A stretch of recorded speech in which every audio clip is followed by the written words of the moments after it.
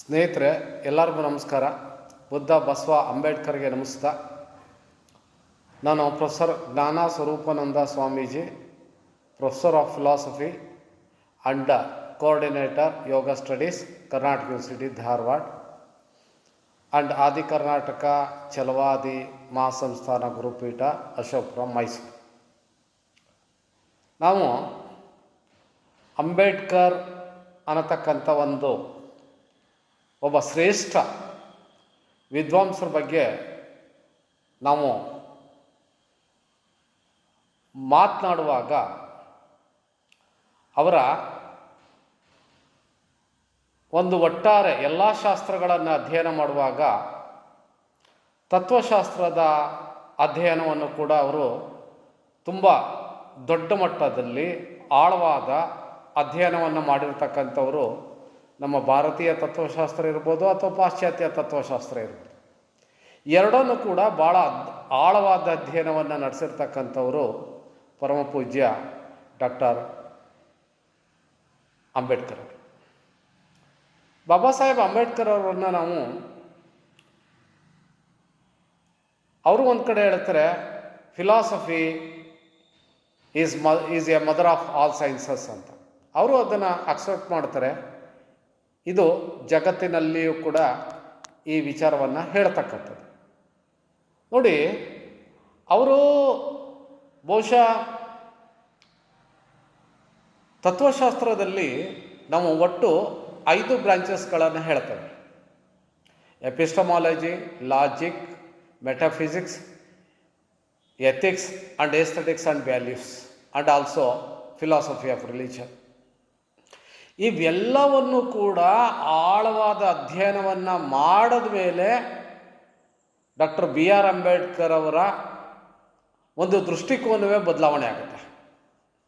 ನೋಡಿ, ನಾನು ಮೊದಲೇ ಒಂದು ಸಲ ಹೇಳಿದ್ದೆ, ಭಗವಾನ್ ಬುದ್ಧರು, ಬಸವಣ್ಣವರು ಮತ್ತು ಡಾಕ್ಟರ್ BR ಅಂಬೇಡ್ಕರ್ ಅವರಿಗೆ ಮೂಲ ಶಾಸ್ತ್ರಗಳು ಏನಾದರೂ ಇದ್ದರೆ ಅದು ತತ್ವಜ್ಞಾನ ಅಂತ.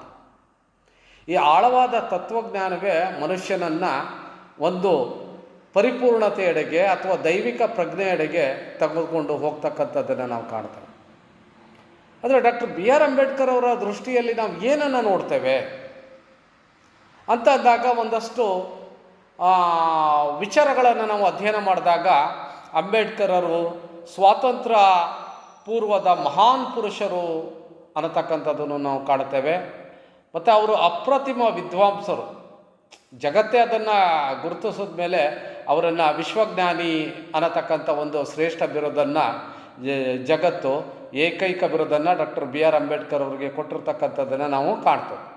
ಹಾಗಾಗಿ ಅಷ್ಟೇ ಅಲ್ಲ, ಅವರು ಈಸ್ ಎ ಗ್ರೇಟ್ ಹ್ಯುಮ್ಯಾನಿಸ್ಟ್ ಅಂತ ಕರೀತಾರೆ. ಅಂದರೆ ಶ್ರೇಷ್ಠ ಮಾನವತಾವಾದಿ. ನಮ್ಮ ಅವರ ಫಿಲಾಸಫಿಯನ್ನು ನಾವು ನೋಡೋದಾದರೆ, ಅವರು ನೋಡಿ, ಈ ದೇಶದ ಒಂದು ಕೆಳ ವರ್ಗದಲ್ಲಿರ್ತಕ್ಕಂಥ ಎಲ್ಲ ಸಮುದಾಯಗಳಿಗೂ ಅವರು ಒಂದು ಕರೆಯನ್ನು ಕೊಡ್ತಾರೆ. ಏನದು ಅಂದರೆ ಶಿಕ್ಷಣ, ಸಂಘಟನೆ ಮತ್ತು ಹೋರಾಟ. ಶಿಕ್ಷಣವೇ ಮೂಲ ಅಧ್ಯಯನ ಆಗಬೇಕು ಅನ್ನತಕ್ಕಂಥದ್ದು ಡಾಕ್ಟರ್ BR ಅಂಬೇಡ್ಕರ್ ಅವರ ಕನಸು ಕೂಡ, ಮತ್ತು ಭಗವಾನ್ ಬುದ್ಧರ ಕನಸು ಕೂಡ ಅದೇ ಆಗಿತ್ತು. ಅತಿ ಶೂದ್ರರಿಗೂ ಕೂಡ ಈ ಶಿಕ್ಷಣದ ಮೂಲಕ ಒಂದು ಹೊಸ ಜ್ಞಾನವನ್ನು ಪಡ್ಕೊಂಡು ಒಂದು ಹೊಸ ಜೀವನವನ್ನು ಕಟ್ಕೊಳ್ಳೋದಕ್ಕೆ ಇದು ತುಂಬ ಸಹಕಾರಿಯಾಗ್ತದೆ ಅನ್ನತಕ್ಕಂಥದ್ದು ಕೂಡ ಇವರ ಅಭಿಪ್ರಾಯವೂ ಆಗಿತ್ತು ಅನ್ನತಕ್ಕಂಥದ್ದನ್ನು ನಾವು ಕಾಣ್ತೇವೆ. ಹಾಗಾಗಿ ಬಾಬಾ ಸಾಹೇಬ್ರನ್ನ ನಾವು ನೋಡಿದಾಗ ಅವರು ಮನುಕುಲದ ಶ್ರೇಯಸ್ಸಿಗೆ ಶ್ರಮ ವಹಿಸಿ ದುಡಿದಂಥ ಅಪ್ರತಿಮ ಹೋರಾಟಗಾರರು ಅನ್ನತಕ್ಕಂಥದ್ದನ್ನು ನಾವು ಕಾಣ್ತೇವೆ. ಯಾಕಂದರೆ ಅವರು ಈ ಜಗತ್ತಿನಲ್ಲಿ ಎಲ್ಲೂ ಇಲ್ಲದೆ ಇರತಕ್ಕಂಥ ಒಂದು ಅಸಮಾನತೆ ಅನ್ನತಕ್ಕಂಥದ್ದು ಭಾರತ ದೇಶದಲ್ಲಿದೆ. ಆ ಅಸಮಾನತೆಯನ್ನು ಹೋಗಲಾಡಿಸುವ ಒಂದು ಹೋಗಲಾಡಿಸಿರ್ತಕ್ಕಂಥದ್ದು ಶ್ರೇಯಸ್ಸು ಡಾಕ್ಟರ್ BR ಅಂಬೇಡ್ಕರ್ ಅವ್ರಿಗೆ ಸಲ್ತದೆ. ಹಾಗಾಗಿ ಅವರು ಏನು ಅಂದರೆ ಮನುಕುಲದ ಶ್ರೇಯಸ್ಸು ಅಂದರೆ ಮನುಕುಲ ಅಂದರೆ ಏನು, ಮಾನವ ಕುಲದ ಶ್ರೇಯಸ್ಸನ್ನು ವಹಿಸಿ ದುಡಿದಂಥ ಅಪ್ರತಿಮ ಹೋರಾಟಗಾರರು ಅಂತ ಕರಿತೇವೆ. ಹಾಗೆ ನೋಡಿ, ಇನ್ನೊಂದು ಬಹಳ ಮುಖ್ಯ, ಅಂಬೇಡ್ಕರ್ ಅಂತ ಹೆಸರು ಹೇಳಿದ ತಕ್ಷಣವೇ ಯುವ ಜನಾಂಗದ ದಾರಿದೀಪ ಆಗ್ತಾರೆ ಅಂಬೇಡ್ಕರರು. ಅದೊಂದು ಸ್ಫೂರ್ತಿ. ನಾನು ಕೂಡ ಅಂಬೇಡ್ಕರ್ ಅವರ ಹೆಸರು, ನಾನು ಅಶೋಕಪುರಮಲ್ಲಿ ನಾವು ಹುಟ್ಟಿ ಬೆಳೀತಾ ಇರ್ತಕ್ಕಂಥ ಆರಂಭದ ಒಂದು ಮಗುವು ಕೂಡ ಅಂಬೇಡ್ಕರ್ ಹೆಸರಿದ್ರೆ ಹೇಳಿದ್ರೆ ಅದರ ಬ್ಲಡ್, ನಮ್ಮ ಅಶೋಕಪುರಂ ಬ್ಲಡ್ಡು ಅಥವಾ ಅಂಬೇಡ್ಕರ್ ಹೇಳ್ತಕ್ಕಂಥ ವಿಚಾರಗಳು ಒಂದು ರೋಮಾಂಚನಗೊಳ್ತಕ್ಕಂಥದ್ದನ್ನು ನಾವು ಇವತ್ತು ಕೂಡ ನಾನು ತುಂಬ ಹಿಂದಿನಿಂದಲೂ ಕೂಡ ನಾನು ನೋಡ್ತಾ ಬಂದಿದ್ದೆ. ಹಾಗಾಗಿ ಅಂಬೇಡ್ಕರರು ತಮಸ್ಸನ್ನು ಓಡಿಸಿದ ಜಗಜ್ಯೋತಿ. ತಮಸ್ಸು ಅಂದರೆ ಏನು? ಅಜ್ಞಾನ. ನಾವು ಭಾರತೀಯ ತತ್ವಶಾಸ್ತ್ರದಲ್ಲಿ ನಾವು ಸಾತ್ವಿಕ, ರಾಜಸಿಕ ಮತ್ತು ತಾಮಸಿಕ ಗುಣಗಳನ್ನು ಹೇಳ್ತೇವೆ. ಹಾಗಾಗಿ ತಾಮಸಿಕ ಗುಣಗಳು ಅಂದರೆ ಯಾವುದಪ್ಪ ಅಂದರೆ ಮನುಷ್ಯನಲ್ಲಿ ಒಳಗೊಂಡಿರ್ತಕ್ಕಂಥ ಅಜ್ಞಾನ. ಈ ಅಜ್ಞಾನವನ್ನು ಹೋಗಲಾಡಿಸಿ ಅಸ್ಪೃಶ್ಯರಿಗೆ ಒಂದು ದೊಡ್ಡ ಒಂದು ನ್ಯಾಯವನ್ನು, ಒಂದು ಜೀವನವನ್ನು ಕೊಟ್ಟಿರ್ತಕ್ಕಂಥದ್ದು ಡಾಕ್ಟರ್ ಬಿ ಆರ್ ಅಂಬೇಡ್ಕರ್. ಅವರದು ವಾದ ವೈಖರಿ, ಪ್ರಖರ ಬುದ್ಧಿ ಇತ್ತು ಅಂತ. ವಾದದಲ್ಲಿ ಅವ್ರು ಎಂದೂ ಕೂಡ ಯಾರಿಗೂ ಕೂಡ ಸೋಲ್ತಕ್ಕಂಥ ವಿಚಾರ ಎಲ್ಲೂ ಕೂಡ ನಾವು ಕಾಣೋದೇ ಇಲ್ಲ. ಯಾಕಂದರೆ ಈ ಜಗತ್ತಿನಲ್ಲಿ, ಈ ದೇಶದಲ್ಲಿ ಮಹಾತ್ಮ ಅನ್ನತಕ್ಕಂಥ ಹೆಸರನ್ನು ಪಡೆದಿರ್ತಕ್ಕಂಥವರು ಗಾಂಧೀಜಿ ಒಬ್ಬರೇ. ಗಾಂಧೀಜಿಯವ್ರಿಗೂ ಕೂಡ ಅವರ ವಾದ ವೈಖರಿಯ ಮೂಲಕ ಗಾಂಧೀಜಿಯವರ ಒಂದು ಸಿದ್ಧಾಂತಗಳನ್ನು ಇವರು ಖಂಡಿಸ್ತಾ ಹೋಗ್ತಾರೆ. ಹಾಗಾಗಿ ವೈಚಾರಿಕ ಸಿದ್ಧಾಂತಗಳು ಡಾಕ್ಟರ್ ಅಂಬೇಡ್ಕರ್ ಅವರ ಮೇಲೆ ಒಂದು ಪ್ರಖರ ಬುದ್ಧಿ ಅವರಲ್ಲಿ ಇತ್ತು. ವೈಚಾರಿಕ ಜ್ಞಾನ ಮತ್ತು ವೈಚಾರಿಕ ಪ್ರಬುದ್ಧತೆ ಅನ್ನತಕ್ಕಂಥದ್ದು ಭಾಳವಾಗಿ ಅವರಲ್ಲಿ ಇತ್ತು ಅನ್ನತಕ್ಕಂಥದ್ದನ್ನ ನಾವು ಕಾಣ್ತೇವೆ. ಹಾಗಾಗಿ ಅವರೆಲ್ಲ ತತ್ವಜ್ಞಾನವನ್ನು ನಾವು ನೋಡೋದಾದರೆ ಅಪೂರ್ವ ಒಳ ನೋಟದ ಚಿಂತನ ದಾಟಿಯಾಗಿತ್ತು ಅಂತ. ಅಪೂರ್ವ ಅಂದರೆ ಯಾರಿಗೂ ಇಲ್ಲದೆ ಇರ್ತಕ್ಕಂಥ ಒಂದು ಚಿಂತನೆಗಳು, ವೈಚಾರಿಕ ಹಿನ್ನೆಲೆ, ವೈಚಾರಿಕ ಪ್ರಬುದ್ಧತೆ, ಅದರ ಒಳನೋಟಗಳೆಲ್ಲ ಮತ್ತು ಅದರ ಚಿಂತನೆಗಳು ಡಾಕ್ಟರ್ ಬಿ ಆರ್ ಅಂಬೇಡ್ಕರ್ ಅವರಲ್ಲಿ ನಾವು ಕಾಣ್ತೇವೆ. ಹಾಗಾಗಿ ಅವರನ್ನು ನಾವು ಶ್ರೇಷ್ಠ ಸಮಾಜ ಶಾಸ್ತ್ರಜ್ಞರು ಕೂಡ ಅಂತ ನಾವು ಕರಿತೇವೆ. ಹಾಗೆ ಜಾತ್ಯತೀತ ತತ್ವಗಳ ಮತ್ತು ಸಮಾಜವಾದದ, ಪ್ರಜಾಪ್ರಭುತ್ವದಲ್ಲಿ ಒಂದು ಅಚಲವಾದ ನಂಬಿಕೆಯನ್ನು ಇಟ್ಟು ಮತ್ತು ವಿಶ್ವಾಸವನ್ನು ಇಟ್ಟು ಅದನ್ನು ನಮಗೆ ಕೊಟ್ಟಿರ್ತಕ್ಕಂಥವರು ಡಾಕ್ಟರ್ ಬಾಬಾ ಸಾಹೇಬ್ ಅಂಬೇಡ್ಕರ್. ಮತ್ತು ಅಷ್ಟೇ ಅಲ್ಲ, ಅಂಬೇಡ್ಕರ್ ಅವರನ್ನು ನಾವು ಜ್ಞಾನ ಕ್ರಿಯೆಗಳ ಸಮನ್ವಯಕಾರರು ಅಂತ ಕರಿತೀವಿ. ಜ್ಞಾನ ಕ್ರಿಯೆ ಅಂದರೆ ಆ ಜ್ಞಾನ ಆ್ಯಕ್ಷನ್ ಆಗಬೇಕು ಅಂತ. ಅಂದರೆ ಜ್ಞಾನ ಅನ್ನತಕ್ಕಂಥದ್ದನ್ನು ಸುಮ್ಮನೆ ಹೇಳೋಂಥದ್ದಲ್ಲ, ಅದು ಕ್ರಿಯೆ ಅಂದ್ರೇನು, ಅದು ನಮ್ಮೊಳಗೆ ಬರಮಾಡ್ಕೊಳ್ತಕ್ಕಂಥದ್ದು. ಕ್ರಿಯೆ ಅಂದರೆ ಆ್ಯಕ್ಷನ್. ಅದು ಆಗುವ ತನಕ ಆ ಜ್ಞಾನ ಅನ್ನತಕ್ಕಂಥದ್ದು ಮನುಷ್ಯನಲ್ಲಿ ಪರಿಪಕ್ವತೆಯನ್ನು ಹೊಂದಬೇಕು. ನಮ್ಮ ಮೈಸೂರಿನ ಒಂದು ವಿಶ್ವವಿದ್ಯಾಲಯದ ಎಂಬ್ಲಮ್ ಹೇಳುತ್ತೆ, ಒಂದು ಧ್ಯೇಯವಾಕ್ಯ ಹೇಳುತ್ತೆ, ನಹಿ ಜ್ಞಾನೇನ ಸದೃಶಂ ಪವಿತ್ರಂ ಇಹ ವಿದ್ಯತೆ ಅಂತ. ಅಂದರೆ ಹಾಗಾಗಿ ಜ್ಞಾನ ಅನ್ನತಕ್ಕಂಥದ್ದು ಇದೆಯಲ್ಲ, ಅದು ಕ್ರಿಯೆಗಳ ಸಮನ್ವಯ ಆಗಬೇಕು ಅನ್ನತಕ್ಕಂಥದ್ದನ್ನ ಹೇಳ್ತಾರೆ.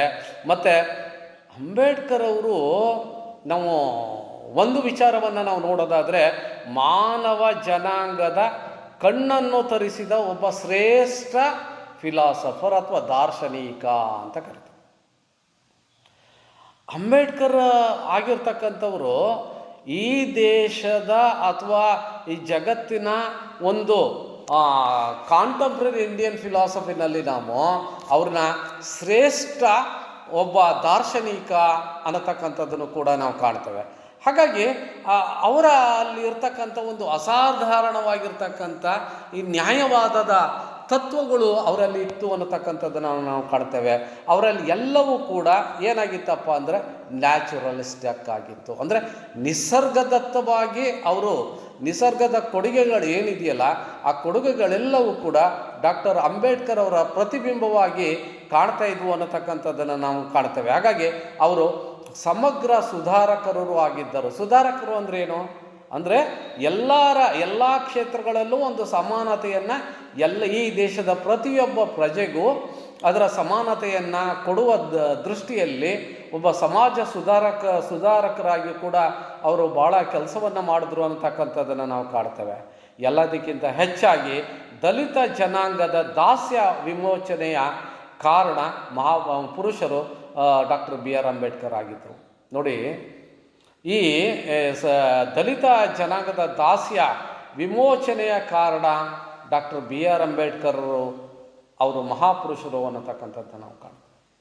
ಅಂದರೆ ಹಿಂದೆ ಈ ಈ ವ್ಯವಸ್ಥೆಯಲ್ಲಿ ಭಾರತೀಯ ಹಿಂದೂ ಧರ್ಮ ಅಥವಾ ಚಾತುರ್ವರ್ಣ ವ್ಯವಸ್ಥೆ ಇರ್ಬೋದು ಅಥವಾ ವೈದಿಕ ಪರಂಪರೆಯ ಹಿನ್ನೆಲೆಯಲ್ಲಿ ಬಂದಿರತಕ್ಕಂಥ ಬ್ರಾಹ್ಮಣ್ಯಶಾಹಿವಾದದ ಒಂದು ಹಿನ್ನೆಲೆಯನ್ನು ನಾವು ನೋಡಿದಾಗ ಇಲ್ಲಿ ದಲಿತರು ಅಥವಾ ಇಲ್ಲಿ ಇರ್ತಕ್ಕಂಥ ಅಸ್ಪೃಶ್ಯರು ಏನಾಗಿದ್ರಪ್ಪ ಅಂದರೆ ಜೀವ ಮಾತ್ರ ಇತ್ತು, ಆದರೆ ಅವ್ರಿಗೆ ಆ ದೇಹ ಏನಿತ್ತು ಸತ್ತಂಥ ದೇಹ ಇದ್ದಂಥ ಒಂದು ಪರಿಸ್ಥಿತಿಯಲ್ಲಿ ಡಾಕ್ಟರ್ ಅಂಬೇಡ್ಕರ್ ಅವರು ಅದಕ್ಕೆ ಒಂದು ಜೀವದ ಕಳೆಯನ್ನು ತುಂಬ್ತಾರೆ, ಒಂದು ಹೊಸ ಬದುಕಿಗೆ ಒಂದು ನಾಂದಿಯನ್ನು ಆಡಿರ್ತಕ್ಕಂಥದ್ದು ಡಾಕ್ಟರ್ ಬಿ ಆರ್ ಅಂಬೇಡ್ಕರ್ ಅವರು ಅನ್ನತಕ್ಕಂಥದ್ದು ನಾವು ಕಾಣ್ತೇವೆ. ಹಾಗಾಗಿ ಅಸ್ಪೃಶ್ಯರು ಹಿಂದೆ ಹೆಂಗಿದ್ರಪ್ಪ ಅಂದರೆ ಸತ್ತ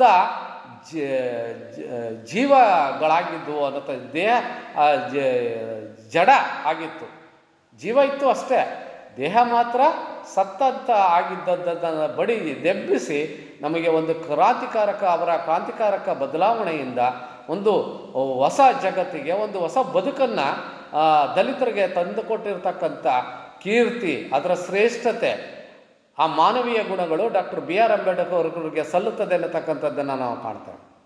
ಮತ್ತು ಎಲ್ಲದಕ್ಕಿಂತ ಹೆಚ್ಚಾಗಿ ಅವರು ಆಧುನಿಕ ಭಾರತದ ನಿರ್ಮಾಪಕರಲ್ಲಿ ಶ್ರೇಷ್ಠತೆಯನ್ನು ಹೊಂದಿರತಕ್ಕಂಥವ್ರು. ಆಧುನಿಕ ಭಾರತದ ನಿರ್ಮಾಪಕರಲ್ಲಿ ಇವರು ಅಗ್ರಗಣ್ಯತೆಯನ್ನು ಹೊಂದುತ್ತಾರೆ. ಇಂಥವರು ಭಾರತದ ಸಾಮಾಜಿಕ ಚಿಂತನೆಗೆ ನೀಡಿರ್ತಕ್ಕಂಥ ಒಂದು ಕೊಡುಗೆ ಇದೆಯಲ್ಲ, ಅದು ಗುರುತಿಸಿರ್ತಕ್ಕಂಥದ್ದನ್ನು ನಾವು ಇತ್ತೀಚಿನ ದಿನಮಾನಗಳಲ್ಲಿ ನಾವು ನೋಡ್ತಕ್ಕಂಥದ್ದನ್ನು ನಾವು ಕಾಣ್ತೇವೆ. ಹಾಗೂ ಸಮಾಜದ ಮುಖ್ಯವಾಹಿನಿಗೆ ಈ ದೇಶದ ಪ್ರತಿಯೊಬ್ಬ ಪ್ರಜೆಯನ್ನು ಕೂಡ ಎಲ್ಲರನ್ನು ಸೇರಿಸ್ಕೊಂಡು ಒಂದು ಹೊಸ ಸಮಾಜದ ನವ ಸಮಾಜದ ನಿರ್ಮಾಣವನ್ನು ಮಾಡಿರ್ತಕ್ಕಂಥ ಕೀರ್ತಿ ಡಾಕ್ಟರ್ ಬಿ ಆರ್ ಅಂಬೇಡ್ಕರ್ ಅವರಿಗೆ ಸಲ್ಲುತ್ತಾ ಹೋಗುತ್ತೆ. ಸ್ನೇಹಿತರೆ, ಏನಂದರೆ ಅಂಬೇಡ್ಕರ್ ಅವರ ಒಂದು ತತ್ವಜ್ಞಾನವನ್ನು ಹಿಂದಿನಿಂದ ಇಲ್ಲಿ ತನಕನೂ ಕೂಡ ಯಾರು ಕೂಡ ಹೇಳಲಿಕ್ಕೆ ಸಾಧ್ಯ ಆಗಲ್ಲ. ಯಾಕಂದರೆ ಫಿಲಾಸಫಿ ಅನ್ನತಕ್ಕಂಥದ್ದು ಒಂದು ಅಗಾಧವಾದ ನಿಗೂಢವಾದ ಒಂದು ಸತ್ಯ ಅನ್ನತಕ್ಕಂಥದ್ದಿದೆ.